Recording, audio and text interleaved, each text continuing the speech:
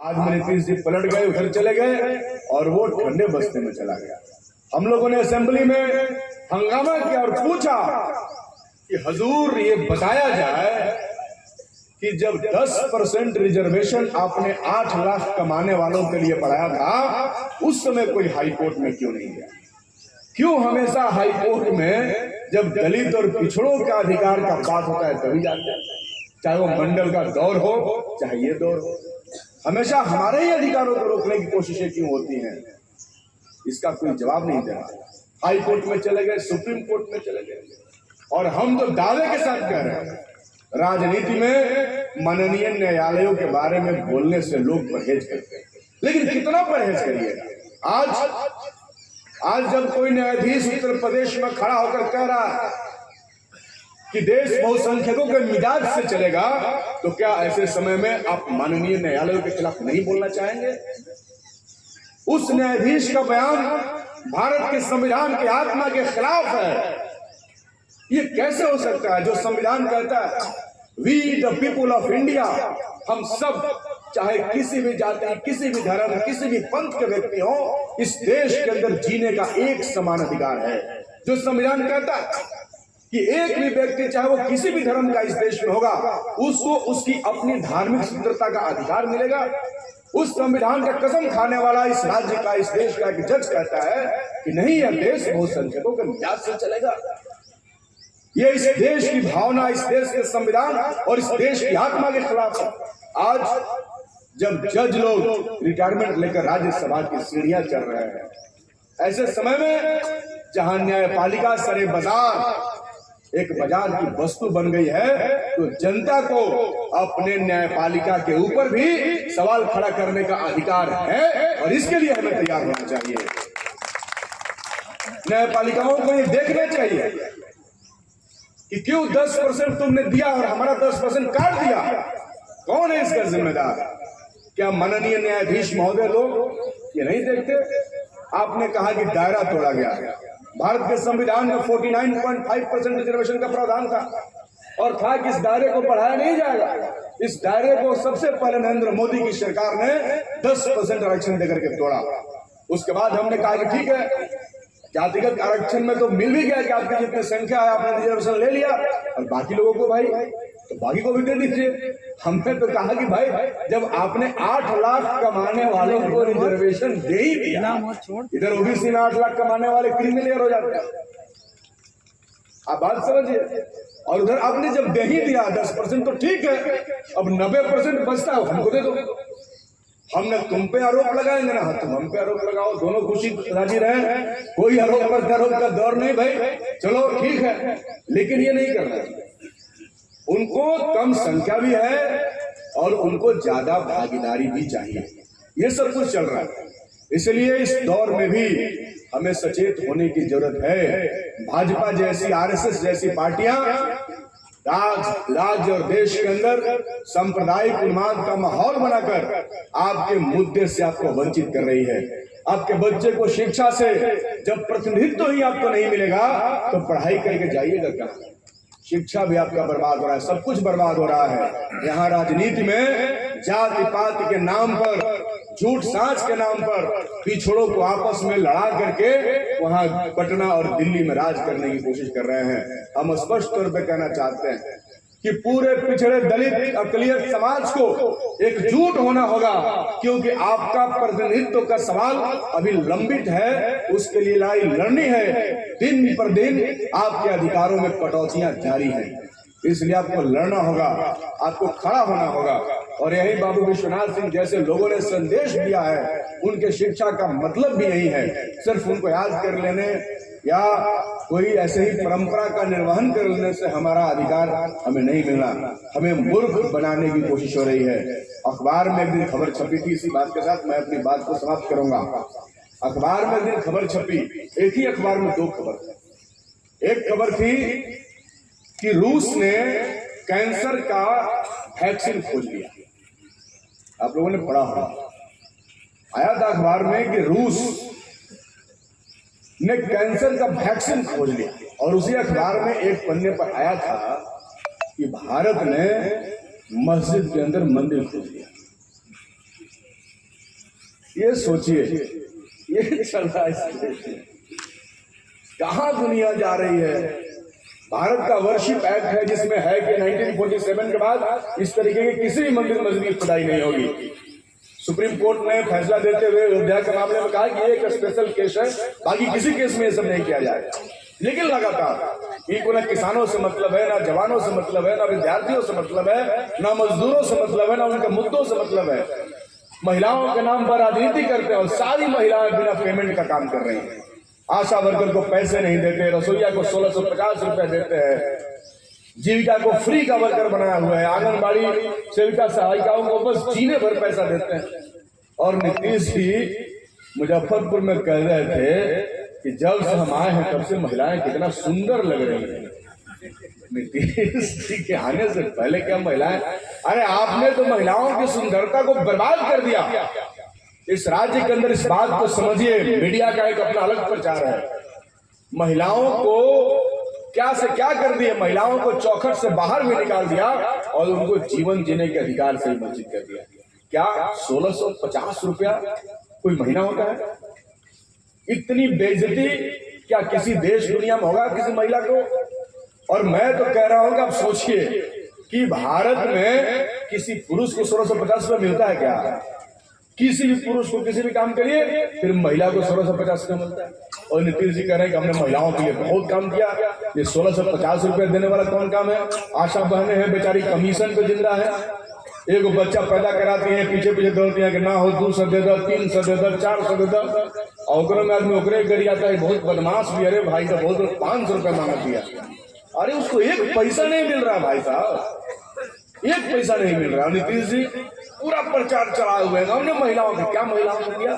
लाखों लाखों बहनें जीविका में जुड़ गई, उनका बैंक का बिजनेस बढ़ा रही हैं, गांव गांव तक उनका लोन का पैसा चल रहा है। और आपको पता है टैक्स 12% देती है, 12% टैक्स, 1% महीना, 1% महीना है, सालाना 12% टैक्स है। 12% टैक्स कौन देता है जी? आप भी बैंक को पैसा जमा कर दीजिएगा 1 करोड़ रुपया, तो आपको 12% का रिटर्न नहीं देगा, 8-9% का रिटर्न देगा। और हमारी महिलाओं से, गरीब महिलाओं से हमारे बैंक जीविका के माध्यम से 12% का रिटर्न ले रहे हैं और ऊपर से कह भी रहे हैं कि हम आपके लिए कल्याण कर रहे हैं। यही तो एजुकेशन, इसी को तो समझना है। वो जो है करते हैं और उसको साबित भी कर देते हैं, और हम उनकी साजिशों को समझ नहीं पाते। इसलिए उसको समझने की जरूरत है। हमारे लिए ज्ञान शिक्षा का बहुत महत्व है। आप लोग खूब पढ़िए। जो मोदी तंत्र का प्रचार तंत्र चल रहा है, डबल इंजन का, उस प्रचार तंत्र के पीछे की सच्चाई को समझने की कोशिश करिए। मैं समझता हूँ कि खुली आंखों से आपको सच्चाई समझ में आएगी। आपके बच्चों का भविष्य, आपका अधिकार में कटौती एनडीए की गवर्नमेंट, ये सरकार कर रही है। आने वाले समय में आपको इस विषय पर विचार करने की जरूरत है और अपने बच्चों के भविष्य के लिए आपको खड़ा होने की जरूरत है। इन्हीं बातों के साथ एक बार फिर बाबू विश्वनाथ सिंह को नमन करते हुए मैं अपनी बात को समाप्त करता हूँ। बहुत बहुत धन्यवाद, बहुत बहुत शुक्रिया। आप सबों को बिहार की राजनीति, देश की राजनीति का उदाहरण पेश किया। निश्चित तौर पर बाबू विश्वनाथ सिंह ने इस इलाके में जो शिक्षा का दीप जलाया, उसे और आगे बढ़ाना है, उसे बुझने नहीं देना है। यही संकल्प हम सबों को लेना चाहिए। मैं इस गांव के ही ललन बाबू के प्रति भी श्रद्धांजलि अर्पित करता हूं, जिस महान योद्धा ने इस इलाके के गरीबों को एकत्रित करने का काम किया और सामाजिक लड़ाई को लड़ने का काम किया। साथियों, आज जहां हम खड़ा हैं, देश जहां सांप्रदायिकता की आग में जल रहा है, देश में दिल्ली के बॉर्डर पर किसानों का बड़ा आंदोलन चल रहा है और दिल्ली में किसानों को प्रवेश नहीं करने दिया जा रहा है। दुर्भाग्य है इस देश का, इस राज्य का, कि हम अपने मूल समस्या को नहीं देख रहे। जिस तरह से अजीत बाबू ने बताया कि मुजफ्फरपुर के में नीतीश जी ने कहा कि मैं महिलाएं कितनी सुंदर लग रही हैं, अपने से अपनी बड़ाई, यूपीए 1 की सरकार जब बनी थी, जिसमें रघुवंश प्रसाद सिंह ग्रामीण विकास मंत्री थे, उन्होंने इस राज्य को 66,000 करोड़, 100-200 करोड़ नहीं, 66,000 करोड़ रुपया दिया, जिससे कि सारे गांव का रोड बन करके तैयार हो गया। जो आपका भी रोड है उसी का देन है। लेकिन हम लोग क्या है, उस रघुवंशी को अगले बार चुनाव में हरा देते हैं। हम लोग जिस रघुवंशी ने 66,000 करोड़ आपको दिया, उस रघुवंशी को एक क्रिमिनल से हम करवा देते हैं। आपको सोचना होगा, आज राज्य के जो सचिवालय है, जहां से राज्य संचालित होता है, वहां आपका एक भी आदमी नहीं है, एक आदमी आपका नहीं है। उस सचिवालय में वो लोग पदस्थापित हैं जिसके खिलाफ हमारे पुरखों ने लड़ने का काम किया, जिसकी अभी चर्चा हो रही थी। बाबा साहब ने संविधान लिखा, डॉक्टर लोहिया, जिसने आजादी के पूर्व कहा कि राष्ट्रपति का बेटा या भंगी की संतान, सबकी शिक्षा एक समान। लेकिन नहीं हुआ। इस देश में पिलानी है, स्पोर्ट है, जहां एक बच्चे को पढ़ाने में 2.5 लाख रुपया खर्च होता है, और दूसरा हमारा स्कूल है इस जगदीशपुर का, जिसमें टीचर 5 चाहिए तो 2 टीचर। इतनी विषमता आजादी के 77 साल बाद वो हम नहीं दे सके जो हमको देना चाहिए। हमारे पुरखा लड़ने का काम किया, संविधान जहां लिखने का काम बाबा साहब ने किया, तो सामाजिक क्रांति की लड़ाई डॉक्टर राम मनोहर लोहिया ने लड़ा, जिसने धारा में जहां राष्ट्रपति का बेटा या भंगी की संतान, सबकी शिक्षा एक समान का नारा दिया, उसने दूसरा नारा दिया कि डॉक्टर लोहिया ने बांधी गांठ, पिछड़ा पावे 100 में 60। वो साधारण परिवार से नहीं थे, राजा परिवार से थे डॉक्टर राम मनोहर लोहिया, जो विदेश में शिक्षा ग्रहण किए थे, लेकिन लड़ाई लड़ा गरीबों का। इस देश में बीपी सिंह, जिसने मंडल कमीशन लागू किया राजा परिवार में जन्म लेकर के, इस देश में बीपी सिंह मर जाते हैं, जिसने 27% आपको केंद्र में आरक्षण दिया। जो आपका बच्चा कलेक्टर दिखाई दे रहा है तो बीपीसी का देन है। लेकिन बीपीसी मरते हैं तो आप नहीं रोते हैं, लेकिन अटल बिहारी वाजपेयी मरते हैं तो लाखों लोग दिल्ली में पहुंच जाते हैं। ये सोचने का विषय है मित्रों, आप कहां खड़ा हैं? आज बिहार में आप कहीं हैं क्या? नीतीश जी कहते हैं कि 2005 से पहले क्या था? 7 विश्वविद्यालय किसने खोला? 7 विश्वविद्यालय लालू प्रसाद ने खोला।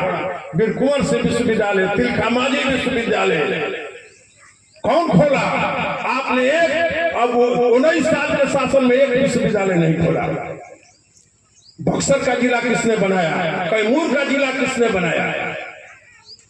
डिहरी कौन मंडल किसने बनवाया? पियरो कौन मंडल किसने बनवाया? डुमराव कौन मंडल किसने बनवाया? ये कौन बनाया? अब कहते हैं कि हमने सब कर दिया, और लोग ताली बजाते हैं।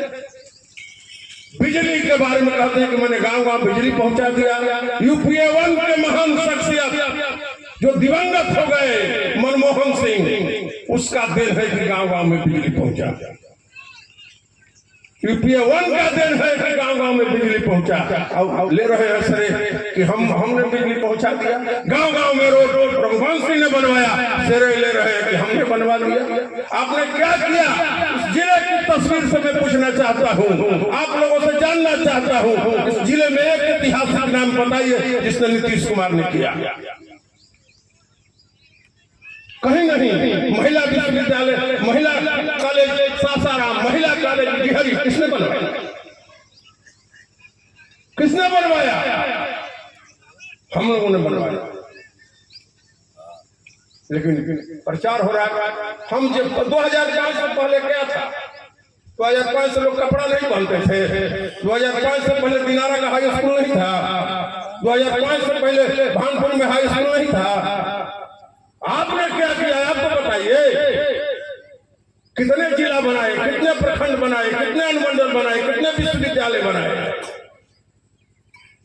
क्या लगती है? तो ये सब बात है, इसको जानने की आवश्यकता है, समझने की आवश्यकता है। आप बहुत कमजोर हो रहे हैं, आप सत्ता में बहुत दूर हो गए हैं। जिस लड़ाई को जननायक कर्पूरी ठाकुर ने लड़ा, जिस लड़ाई को बाबा साहब अम्बेडकर ने लड़ा, जिसको लोहिया ने लड़ा, उसको जमीन पर बाबू जगदेव प्रसाद ने लड़ा। उसको जमीन पर अगर लाने का कोई शख्सियत काम किया तो लालू प्रसाद था। जमीन पर उतारने का काम कोई किया तो लालू प्रसाद ने किया। जिस बूथ की चर्चा कर रहे थे कन्हैया भाई, आप लोग कहां जाकर के वोट देने का अधिकार था? जो बूथ लूटता था, लेकिन दुर्भाग्य यही है कि जो बूथ लूटता था आप उसी के साथ मिलकर के वोट दे रहे हैं। जो कल बूथ लूटता था उसी के साथ आपस हो गए हैं। जब उसके साथ होइएगा तो आपको खा जाएगा। सिंह की सवारी नहीं की जाती है, हाथी की सवारी की जाती है। सिंह की सवारी कीजिएगा तो उतरिएगा तो शेर खा जाएगा। ये सोचने का वक्त है। जानिए, बाबू विश्वनाथ सिंह और बाबू ललन सिंह ने जो लड़ाई लड़ा इस गांव से, उस चिंगारी को आगे बढ़ाइए। और जिस लड़ाई को शिवपूजन शास्त्री, रामवशिष्ठ कुशवाहा, जगदेव प्रसाद ने लड़ा, वो लड़ाई कमजोर हो रही है। उस लड़ाई को मजबूत करने की आवश्यकता है, उस लड़ाई को ताकत देने की आवश्यकता है। और ताकत तब मिलेगा जब आप एकत्रित होइएगा। वही जब आप एक होइएगा तो लड़ाई को ताकत मिलेगी। यही विश्वनाथ बाबू के प्रति सच्ची श्रद्धांजलि होगी। ठंडा का मौसम है, मैं ज्यादा कुछ नहीं कहते हुए आप सभी लोगों की ओर से बाबू विश्वनाथ जी के चरणों में शीश नवाता हूँ, उनसे आशीर्वाद मांगता हूँ कि आप मुझे आशीर्वाद दीजिए कि आपने जो लड़ाई लड़ा उस लड़ाई को हम मंजिल तक पहुंचा सके। बहुत बहुत धन्यवाद।